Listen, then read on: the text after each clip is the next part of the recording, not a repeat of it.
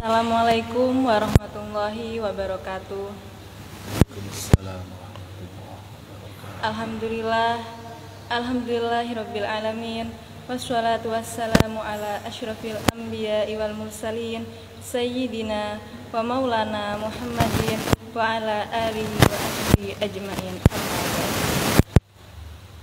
Yang saya hormati Bapak Rektor Institut Pesantren Mathalul Falah Kiai Haji Abdul Ghaffar Rozin MED, yang terhormat seluruh jajaran panitia KKN MDR 2020 IPMAFA, yang terhormat Bapak Ibu dosen pembimbing lapangan KKN MDR IPMAFA 2020, yang terhormat Bapak Ali Subhan selaku narasumber pada siang hari ini, dan seluruh teman-teman KKN MDR IPMAFA 2020 saya sayangi. Dan tak lupa kepada pemirsa yang saya banggakan. Pertama-tama, marilah kita panjatkan puji syukur kehadirat Allah Subhanahu wa Ta'ala yang memberi kami kesempatan sehingga kami bisa mengikuti kegiatan KKN MDR 2020. Shalawat serta salam kami haturkan kepada junjungan kita Nabi Muhammad SAW yang kami tunggu syafaatnya di yaumil kiamah nanti. Kami mengucapkan banyak terima kasih kepada Bapak Ali yang sudah meluangkan waktu untuk mengisi acara ngaji daring bersama kelompok Yasa Wirya kurang lebih selama 1 jam ke depan. Langsung saja, sebelum acara dimulai, sebagai pembuka acara, mari kita buka. Untuk selanjutnya, langsung kami haturkan kepada Bapak Ali Subhan sebagai pembicara mengenai tema yang kami bawakan, yakni manfaat dari sholat bagi kesehatan. Waktu dan tempat kami aturkan. Assalamualaikum warahmatullahi wabarakatuh. Bismillah, alhamdulillah, wassalatu wassalamu ala rasulillah Muhammad ibn Abdullah sallallahu alaihi wasallam wa ala alihi wa ashabihi wa mawala, amma ba'd.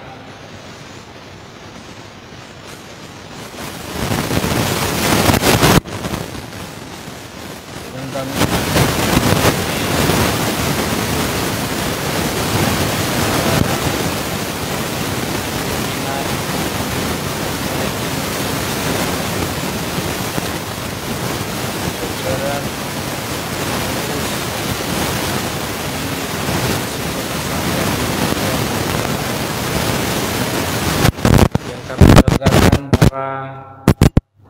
siswa mahasiswa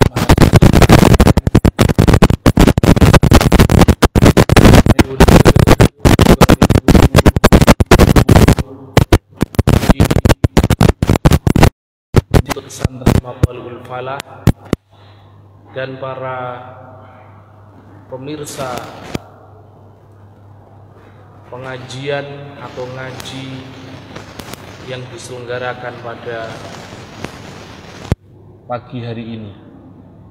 Alhamdulillah, segala puji dan syukur kita haturkan kehadirat Allah Subhanahu wa Ta'ala yang telah memberikan anugerah, nikmat, inayah, hidayah kepada kita semua sehingga kita tetap dapat melaksanakan aktivitas seperti biasa dalam keadaan sehat walafiat. Dalam kesempatan ini kami akan berbicara tentang kaitannya sholat. Para pemirsa yang dimuliakan oleh Allah Subhanahu wa Ta'ala, sholat merupakan salah satu kewajiban yang diwajibkan oleh Allah Subhanahu wa Ta'ala kepada hambanya, yang dilakukan 5 waktu dalam sehari semalam.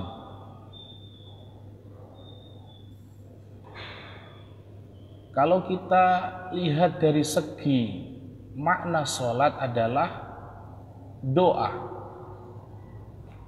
yang mana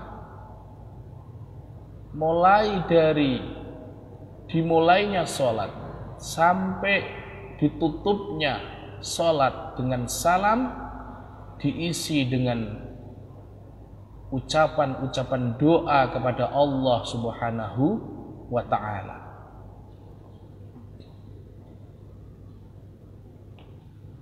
Karena sholat merupakan kewajiban, maka orang Islam, laki-laki maupun perempuan, harus melaksanakan sholat 5 waktu. Jika tidak melaksanakan, maka baginya dosa, baginya pelanggaran, baginya maksiat kepada Allah Subhanahu wa ta'ala.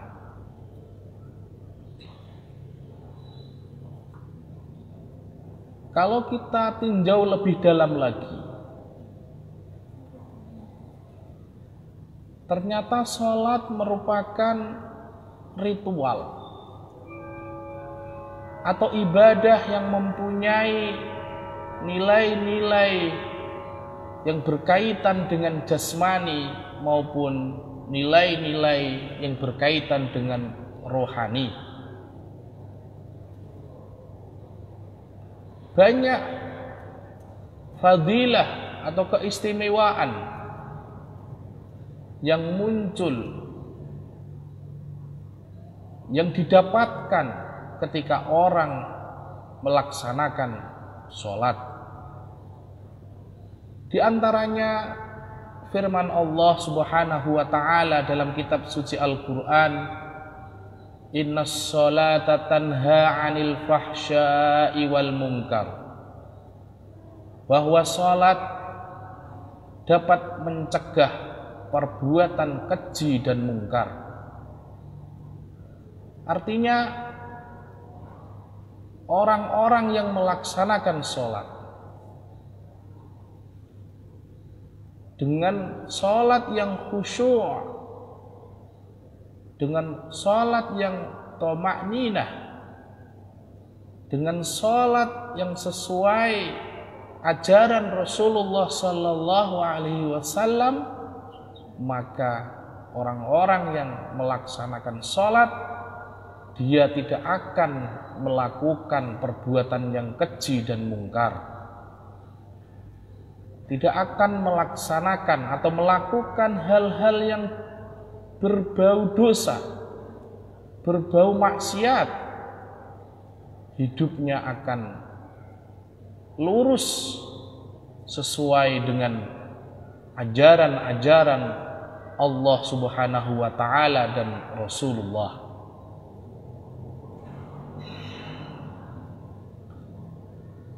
Yang kedua, sholat dapat membantu seseorang ketika membutuhkan pertolongan kepada Allah Subhanahu wa ta'ala. Dalam Al-Quran Allah Subhanahu wa ta'ala berfirman, wasta'inu bis sabri was salah wa innaha lakabiratun illa 'alal khashi'in. Minta tolonglah kepada Allah Subhanahu wa ta'ala dengan melaksanakan sholat.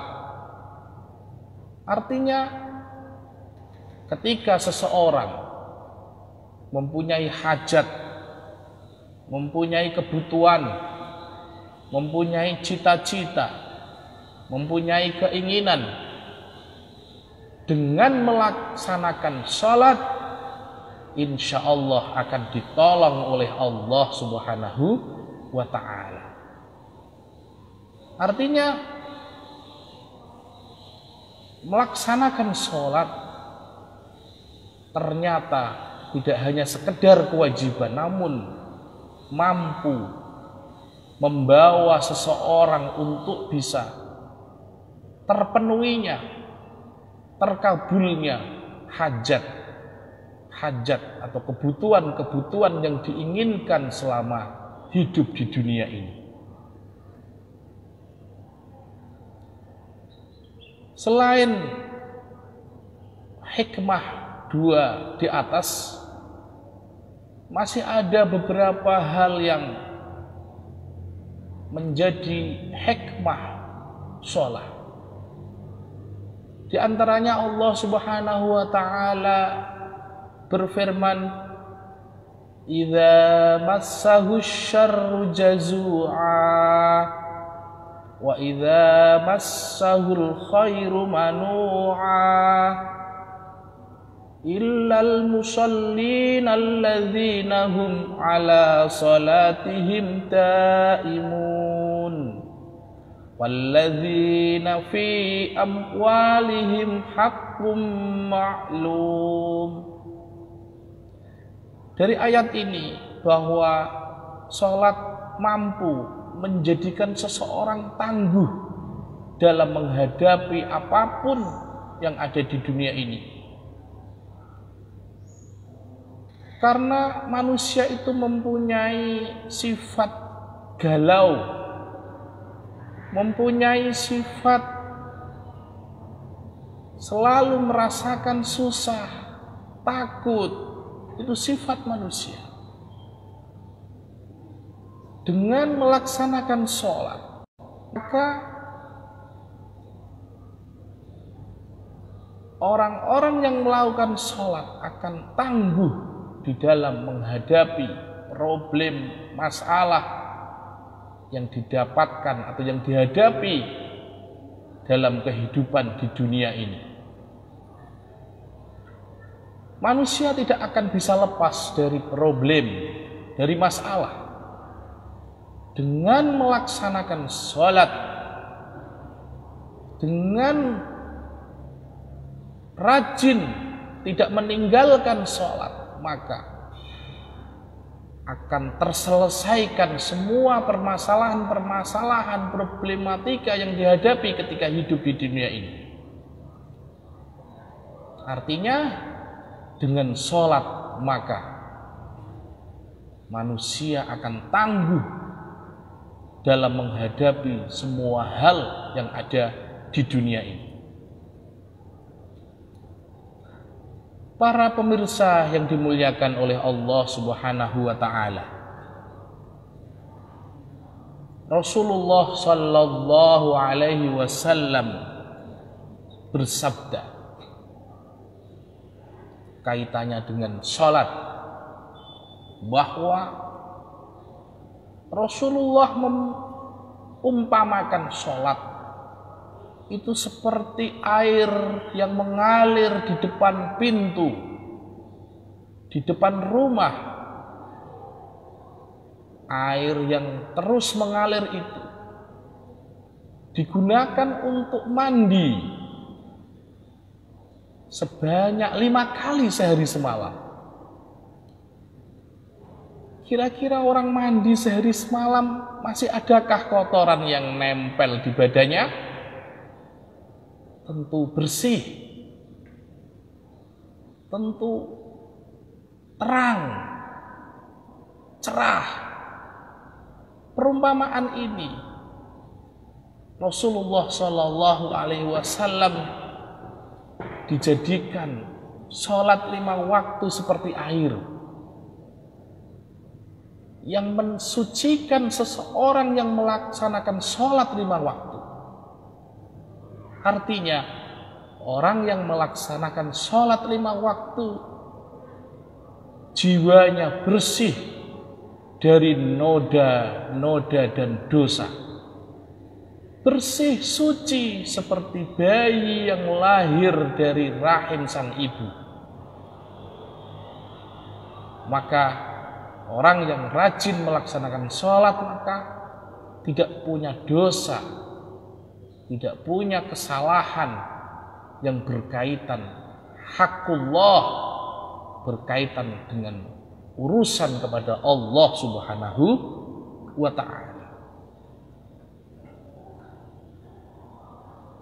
Hikmah sholat berikutnya adalah dijauhkan dari neraka sakor.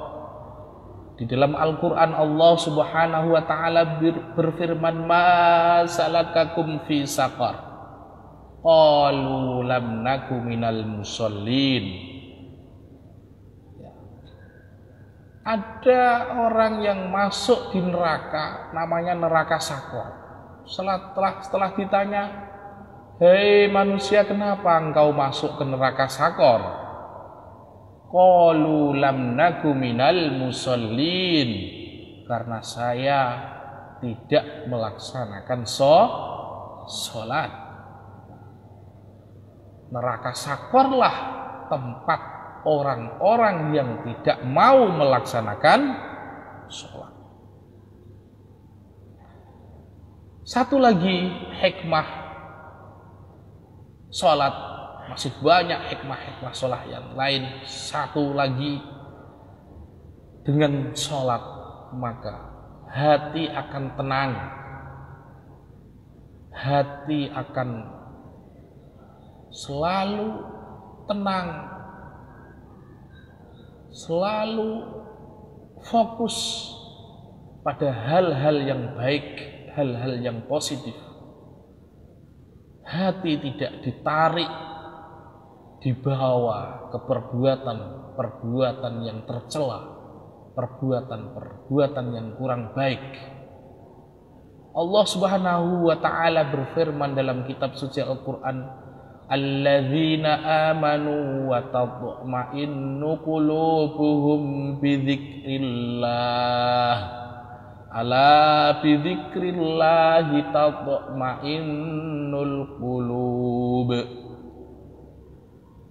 Dengan zikir, termasuk zikir di situ adalah sholat, maka hati orang yang melakukan sholat atau yang berzikir akan tenang hatinya, walaupun diterpa gelombang masalah, problem kehidupan yang tidak jelas, yang tidak menentu, hati tetap tenang menghadapi apapun yang terjadi di muka bumi ini. Hadirin yang dimuliakan atau para pemirsa yang dimuliakan oleh Allah Subhanahu wa ta'ala, itu beberapa hal kaitannya dengan keistimewaan hikmah sholat. Yang kedua, ada hal-hal yang berkaitan sholat, kaitannya dengan kesehatan. Islam adalah agama yang sempurna, agama yang mensyariatkan atau mengatur semua hal yang ada di muka bumi ini, termasuk di situ adalah kesehatan.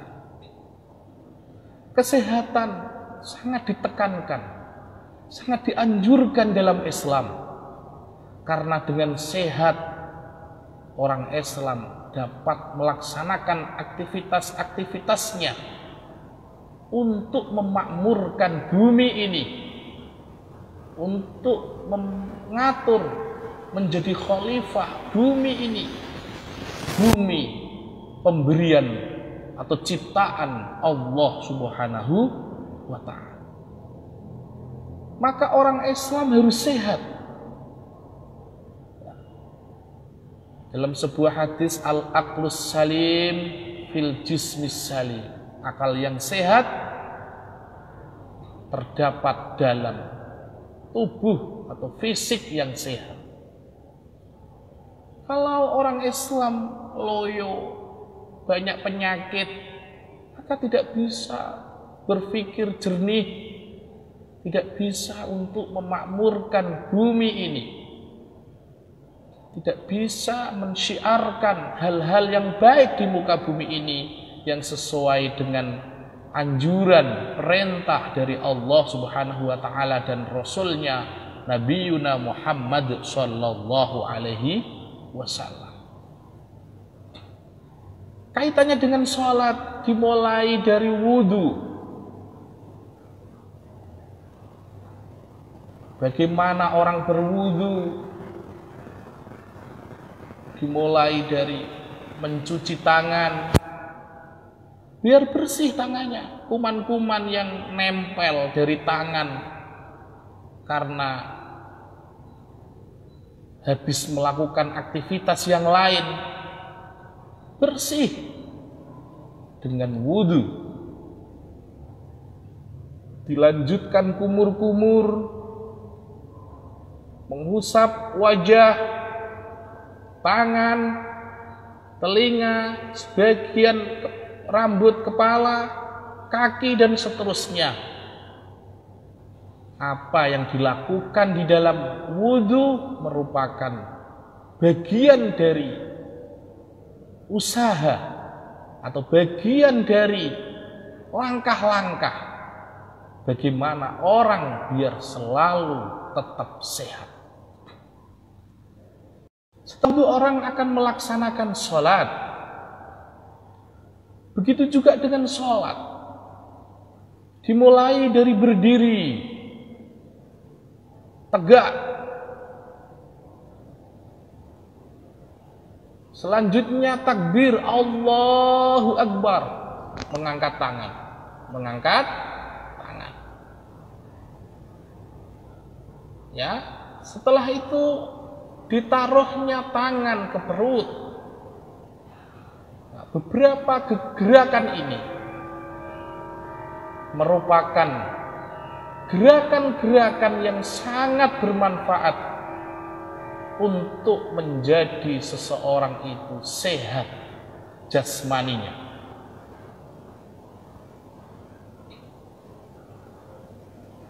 Kalau kita lihat orang yang olahraga, di situ manfaat yang didapatkan dalam olahraga hanyalah fisiknya saja. Tapi di dalam sholat, di samping sehat dari segi fisiknya, juga sehat dari jiwanya. Karena gerakan-gerakan itu disertai dengan zikir, disertai dengan bacaan-bacaan doa kepada Allah Subhanahu wa Ta'ala. Dengan gerakan-gerakan itu, aliran darah, jantung, otak, semuanya akan mengalir dengan sempurna. Ya, tidak ada ketersumbatan darah ketika gerakan-gerakan sholat itu dilakukan dengan benar, sesuai dengan sholat atau gerakan yang dilakukan oleh Rasulullah Shallallahu Alaihi Wasallam. Dilanjutkan gerakan sholat dengan ruku. Dengan apa? Ruku. Rasulullah Shallallahu Alaihi Wasallam mencontohkan beliau ruku itu lurus, mulai dari kepala sampai punggung lurus. Diumpamakan misalnya ditaruh air tidak akan tumpah. Kenapa demikian? Dengan posisi ruku seperti itu, maka sendi-sendi yang ada di punggung, tulang yang ada di belakang akan menjadi lancar atau akan memperlancar aliran darahnya, akan melancarkan sendi-sendi untuk dapat bergerak dengan baik karena telah melaksanakan ruku. Setelah ruku, i'tidal, berdiri dengan tegak. Dilanjutkan sujud, ya, sujud. Dengan sujud, posisi kepala di bawah, posisi otak di bawah. Selanjutnya paru-paru, jantung agak ke atas sedikit. Sangat bermanfaat gerakan ini untuk menjadikan kesehatan manusia untuk melaksanakan aktivitas-aktivitasnya. Dilanjutkan gerakan-gerakan yang lainnya, duduk, julus, tawarruk maupun iftirash. Yang terakhir gerakan-gerakan sholat yang terakhir adalah salam dengan memalingkan kepala ke kanan, dipalingkan dengan sampai mentok ya, sampai pada putaran kepala, sampai putaran kepala. Dengan demikian urat-urat, dengan demikian darah yang mengalir di leher akan mengalir dengan lancar, karena salam ke kanan ditutup, salam ke kiri akan menjadikan gerakan ini menjadikan atau menyebabkan orang kepalanya, lehernya dapat bergerak dengan baik untuk melaksanakan kegiatan-kegiatan kesehariannya. Para pemirsa yang dimuliakan oleh Allah Subhanahu wa Ta'ala, dengan dua hal pokok kaitannya dengan sholat. Yang pertama, dapat mensehatkan tubuh secara fisik, secara zahir. Yang kedua, dapat memberikan manfaat secara batin jiwa seseorang. Maka kita harus melaksanakan sholat dengan baik dan benar. Jangan sampai meninggalkan kewajiban kita.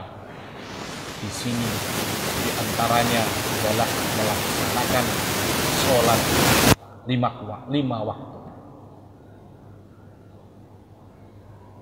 Dari apa yang saya uraikan tadi, gerakan-gerakan sholat yang menjadikan sehat, pertanyaannya, apa yang kita lakukan setelah kita sehat ini? Tentunya yang harus kita lakukan adalah hal-hal yang baik, hal-hal yang benar. Karena banyak orang yang tertipu dengan kesehatannya. Banyak orang yang tertipu oleh waktu senggangnya digunakan dalam hal-hal yang tidak ada manfaatnya, dilakukan dalam hal-hal yang sia-sia. Rasulullah Shallallahu Alaihi Wasallam bersabda, ni'matani maghlunun fihima kathiru minan nas, as-sihhatu wal faragh. Ada dua nikmat yang manusia banyak tertipu.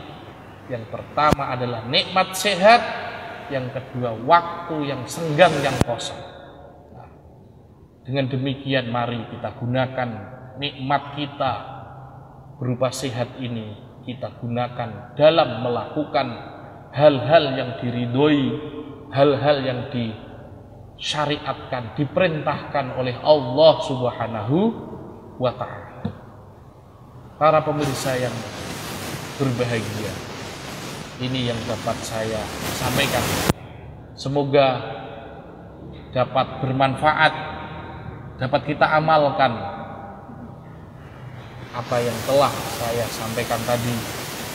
Semoga apa yang saya sampaikan ini berkah, diridhoi oleh Allah Subhanahu wa Ta'ala. Akhirul kalam, wallahul muwafiq ila aqwamit thoriq. Assalamualaikum warahmatullahi wabarakatuh. Baik, terima kasih kepada Bapak Ahli yang telah menyampaikan dari siang hari ini.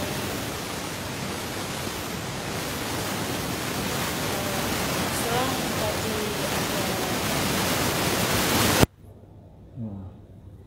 penyampaian dari Bapak Ali Subhan, yang bisa saya tangkap adalah bahwa sholat itu adalah doa. Kemudian sholat dapat menghilangkan kita dari keresahan, kegalauan bagi anak-anak remaja khususnya. Kemudian sholat juga sangat mempengaruhi kesehatan kita daripada olahraga juga, karena jika olahraga hanya fisik saja yang kita rasakan, Tetapi kalau sholat selain fisik kita juga mendapatkan kesehatan di tubuh kita, di hati, pikiran dan lain-lain. Baik, untuk selanjutnya mungkin ada pertanyaan dari teman-teman, dari pemirsa yang sedang menonton.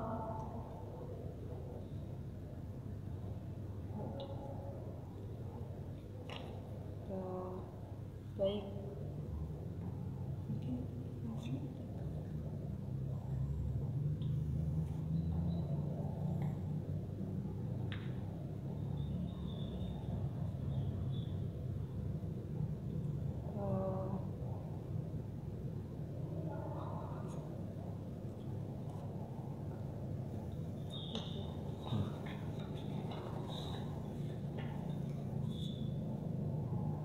Baik, karena mungkin tidak ada yang menonton, mari kita tutup acara ngaji daring kali ini. Terima kasih sebelumnya untuk narasumber Bapak Ali Subhan yang telah meluangkan waktunya dan menyampaikan sedikit materi. Dan terima kasih kepada teman-teman dan pemirsa yang telah menonton.